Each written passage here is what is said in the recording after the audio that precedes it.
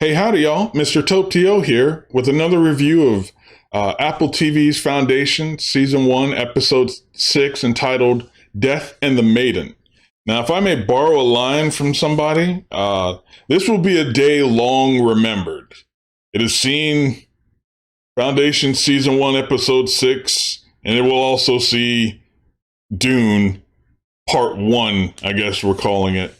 Yeah, today's just a good sci-fi day. So now I've invoked Star Wars. I'm wearing my Star Trek shirt. I'm going to talk about Foundation. And after this, I'm going to go see the Dune movie. It's supposed to be 3 hours, so that'll take up the rest of the day. Maybe this video will be up by the time by the time I get out of there. But yeah, today's just a good day to be a sci-fi fan. Well, with one exception, found out today that there's only going to be 6 episodes of The Expanse.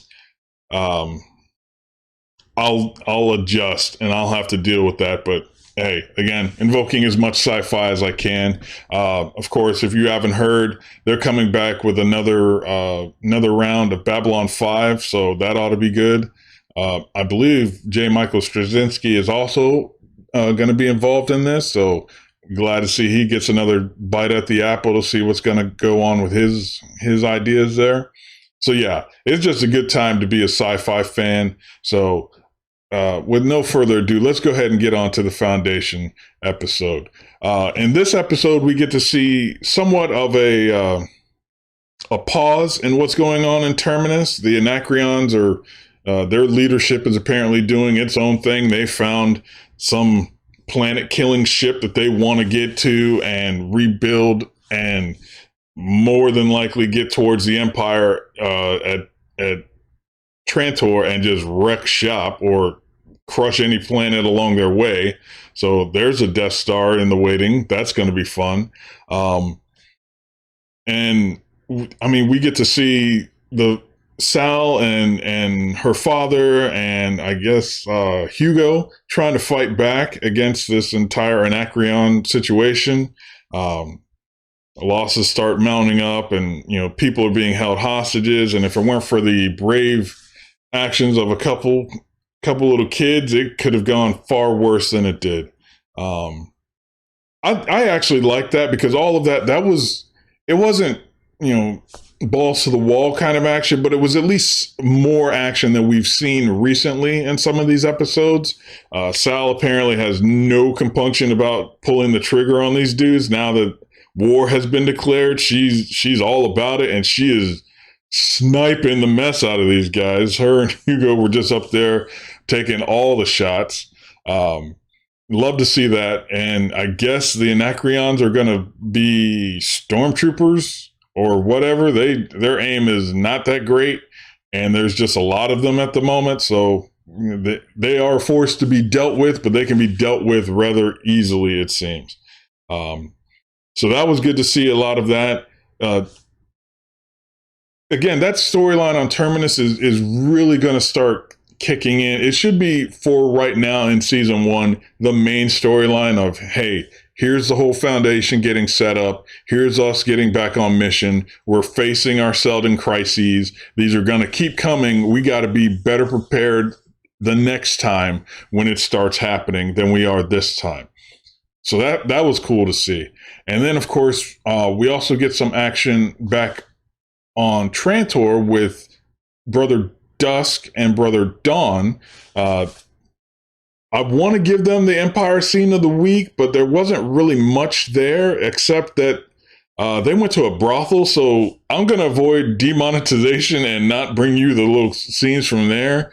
But yeah, I guess that fits in for our Empire scene of the week. I had two constituents of the Empire talking together in a scene where we see they're going on a little bit of a hunting trip, and apparently thousands upon thousands of years of technology, and we're still using a blunderbuss to go hunting. Okay, I guess that works. I wouldn't have thought it, but hey, it's all good to me. The hunting trip, Brother Dawn seems to be embarrassed about his prowess, and noticing that he's far different than any of the previous Cleons that had come before him. We find out later in the episode that he, unlike every other Cleon, is colorblind, and that's a problem. So I wonder what other skills are going to give him that they haven't given other Cleons. And since since there was only the Cleon the first in the books, all of this is a dramatic departure from everything. But we also see Brother Dawn dealing with a little bit of a budding romance with the gardener lady. Was kind of disappointed on that because I really wanted to see my boy Shadowmaster Obrecht deal with that lady again, and just like that whole tension. And I mean, he's the Jason, she's she's the literally the babysitter. Yeah, that could be a problem. Shout out to Jamie Lee Curtis and Halloween Kills out there. But yeah, Shadowmaster Obrecht could have been that guy just in the background, like, oh, you thought I was dead? No, I'm back again for another kill. At least that's just me. I'm making him my favorite guy. Love it. I'm loving every moment I see him on screen. And now I'm loving it even more because he has apparently a cloaking device that just turns on and he just literally blends into the shadow. So yeah, more Obrecht, please. Loving that all day. I'm just a big fan of his. Your mileage may vary. That's fine. But we also get to see Brother Day doing his, I guess, excursion out to the Luminous religion. Yeah, I was going to call them a faction, but you have trillions of people doing anything. That's not a faction. That's a mass of humanity. I don't know exactly what the word for that is, but it's a lot. It's more than just a denomination or just a particular religion. I don't know what that is, but it's big. So he's kind of hampered by the fact that that's not an insignificant amount of the population of the empire that believes in this religion. So he has to deal with it. He also finds out that, or we find out as the audience, that his robot advisor is also an adherent to this religion. I didn't know that robots could do that. She goes into explaining, the whole search for meaning, and all the great questions of life itself. And that applies apparently to robots. So I'm cool with her explanation, but she does kind of burn a little bit of a bridge later, as we find out after one of the Zephyrs, which is apparently the hierarchy of, in the hierarchy of this religion, one of the upper leadership. She comes out, makes this grandiose speech directly against Brother Day to his face. Yeah, I don't know why that woman still draws air, but hey, whatever it is, I guess. But I mean, in my opinion, if Brother Day had killed her, it would have been a scandal. But if she brings him down, it's complete anarchy. And why would he even allow that to happen? I don't know. Again, he's got to play this little do-si-do game with the religious circle. He's got his favorites, but apparently this new lady is making her power play. Again, I don't understand it because this is just one religion of many. And I'm sorry, but if it's this religious person versus the entire society, this religious person's got to go down. Hey, call it what you will. But she, of course, look, that actress was killing it. She did a great job in that role. I'm not here to downplay any of her part of it. But I'm just saying, as a matter of practicality, I can take you out, or you can try and take all of this down. Which way do you think I ought to go with that? But that's just me. Again, Lee Pace is crushing this role. I just love the look on his face, the way he just carries himself, and even in the voiceover, we hear Gale talking about, this is a man who has never known doubt. And you can tell by the way he's just, he strides across whatever field or street or whatever room he's in. He just it's not even floating. He is just in command. He knows it, and there is no doubt that everybody else in the room is well aware of it. And man, Mr. Pace, thank you for what you're bringing to this role, because you, like I said, you are crushing all of this. Okay, thank you for that. I hope you get a lot of credit and kudos for all of this, because for me, you were, man, the bearing, the voice. I mean, the silent, seething anger without actually being angry. Oh man, whew, loving all of that there. Good job on all of that, man. Again, for me, this show is getting where I need it to go, and I love the fact that it's still taking its time to really set up everything. Again, this political and religious intrigue going on here with Brother Day.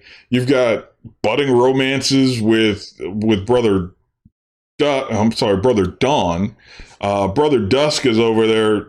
He's plotting and scheming in the background. So now the Empire is adding to the plot. They're just piling intrigue all over the place. You've got action going on Terminus. I guess we're going to get back to Gale at some point.